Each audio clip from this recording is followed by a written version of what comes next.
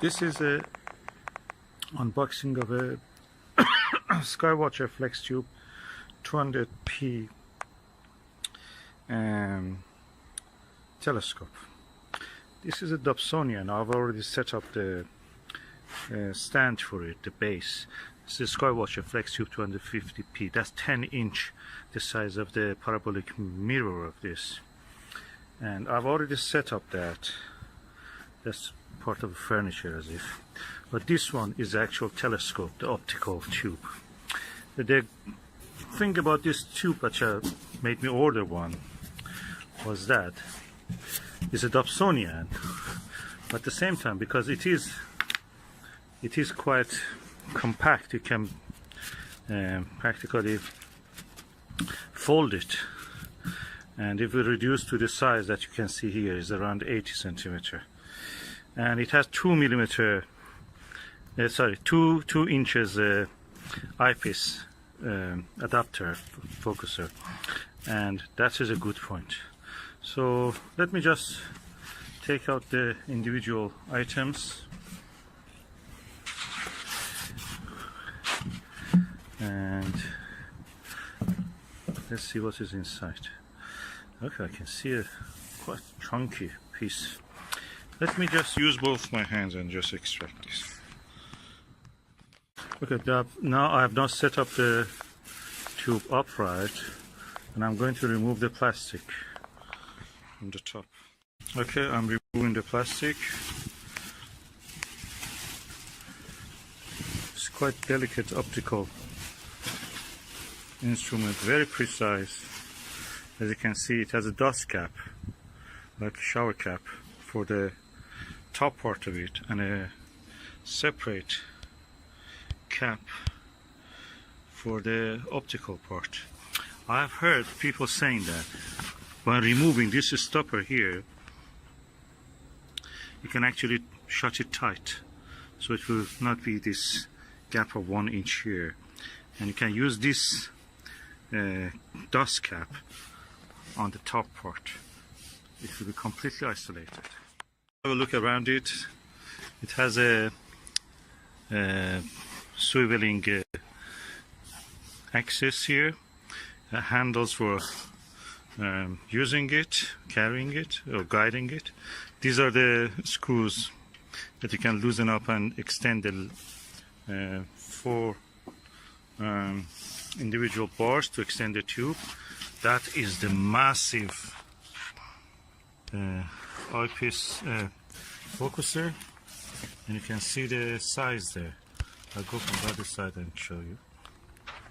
And you can see the massive eyepiece focuser from this angle, and this is a 10-inch telescope, 250 millimeter, and focus 1200. So the F number, or focal ratio of this, which means that how wide you can see the sky, the angular width of the sky to see through this, is quite good. It's less than 6, 5.7 or 8. I'm now going to lift it and put it on the stand and see how it will do. Wish me luck. I'm now going to lift it and put it on the stand and see how it will do. Wish me luck. Okay, I'm now going to put the optical assembly tube into the base, the stand, and as you can see, it has a handle for carrying, for 1.4 eyepieces space, also for 2-inch eyepieces here. So let's do it now. Oh, that was easier than what I thought. You must try it with the German equatorial mount to know what I mean, how easy it is. Those are difficult. Okay, this is the eyepiece holder. Look at it, how chunky it is. I have got this eyepiece for that. 3 very good eyepieces, good quality, top notch, max vision ones. And I'm going now to extend the tube and probably have a look into the mirror. Now, as you can see, I've extended tube, and this is the full length of the telescope. I can say this is around 150 or 40 and how easy it is to maneuver it around. So you can make it up to the lowest point, which is, and it stays the way that it is. You can extend it almost horizontal, yeah. And if you want to go the opposite way, it doesn't go that way. What you will do, you turn the base, and again there is a handle here. You will turn it like that. And now let us see the actual optical assembly tube. That's the cap, dust cap. This is the beautiful mirror of this lovely telescope.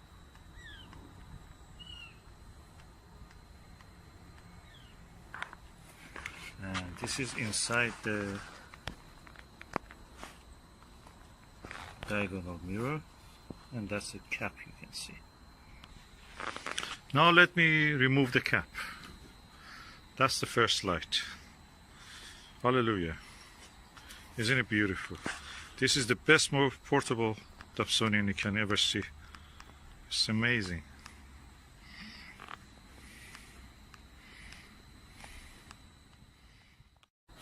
Of course, this is the telescope itself. Looks like a cake telescope or like a Mount Palomar.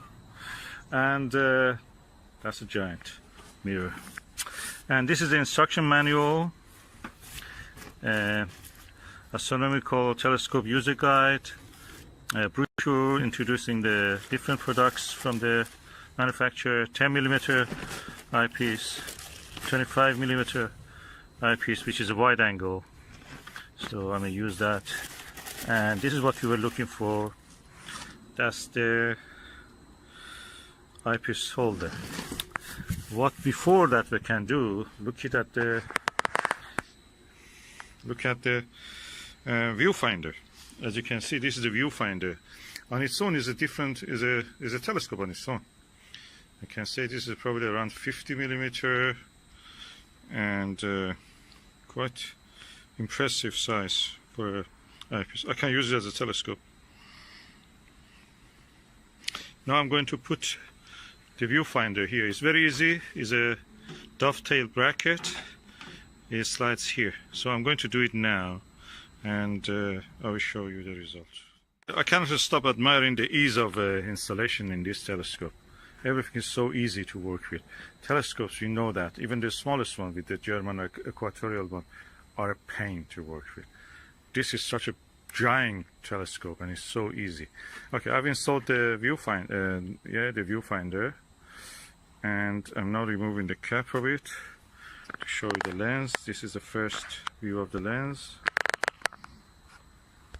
Beautiful. And I'm now going to remove this lens cap on the end part of it. And let us see how it looks if I look through this viewfinder. It should be a wide angle view. I noticed that the telescope a little bit slides down, so probably I should put adjust the tension and the spring or whatever I have to do here. I'm sure there is something for that. And anyway, that's something that I have to read the manual for that. At the moment I'm not going to interfere with this. I'm just putting the lens cap, removing the lens cap from this cap from the viewfinder, just to be able. This is the eyepiece holder, and this is the adapter for 2 to 1.1 inch. And I will just loosen up the screws and let it fit into that place. This is the eyepiece holder, and this is the adapter for 2 to 1.1 inch. And I will just loosen up the screws and let it fit into that place.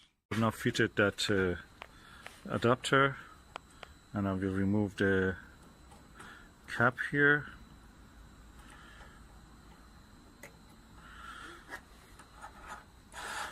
Oh, it's wonderful. I can now adjust this also to hold it in place. This is the view for the eyepiece, and you can see the roof.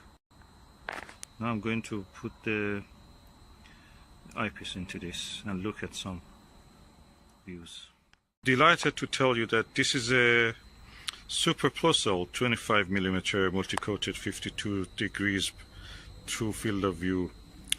And when you buy a telescope from a Skywatcher, they give you good eyepieces, but this one is super good because this is a super plusle eyepiece with a very wide angle view. I have now installed the eyepiece, quite impressive size.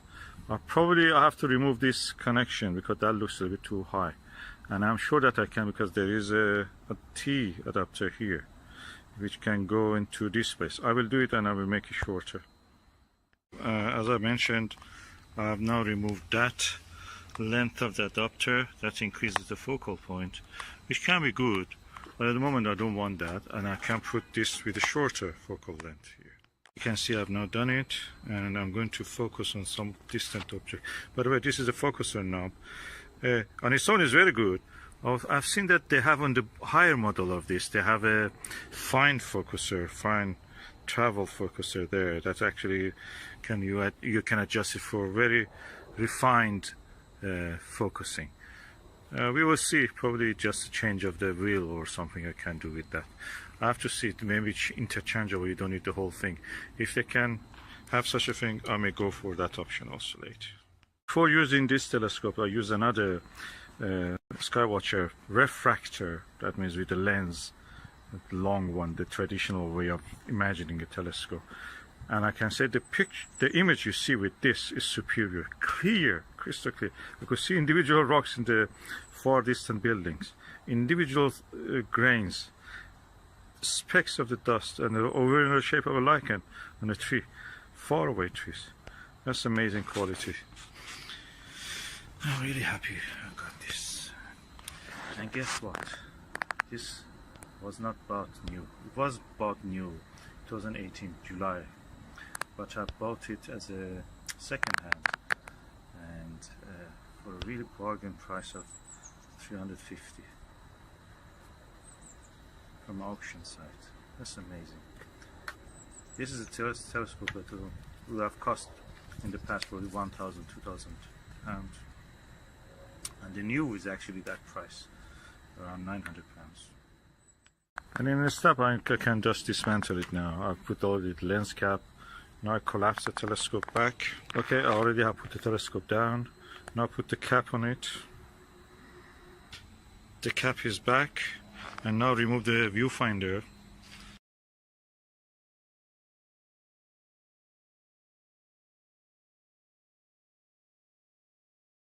I found that this 10-inch actually Skywatcher is easier to use than the 12-inch. 12-inch is a little bit too cumbersome, too big, even for lifting and unfolding it.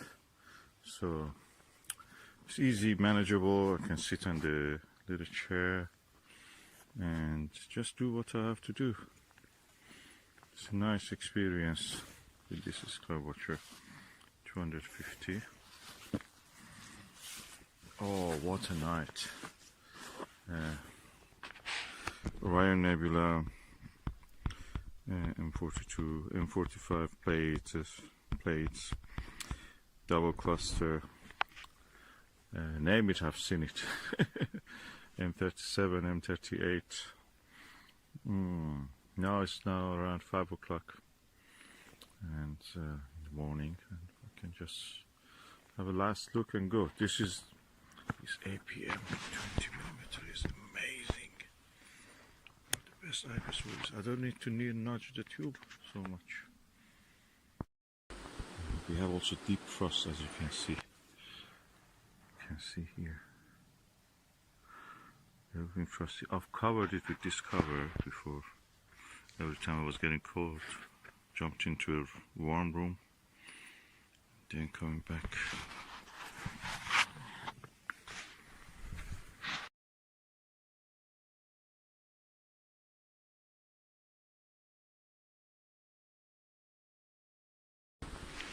This is the Skywatcher Flextube 250p, and it's a 10-inch telescope, refractor, Newtonian, collapsible, and it has a focal length of 1200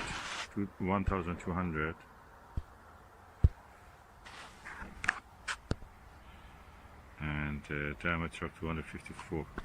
Now looking at the plates M45 using this APM 100° 20mm eyepiece, I can see nebulosity in it. It's only visible in the astrophotos, but I can see with this telescope nebulosity in it. And I can see the nebula around the Pleiades stars, Merope and others, is actually brighter than what is around the Orion Nebula belt stars. Quite brighter.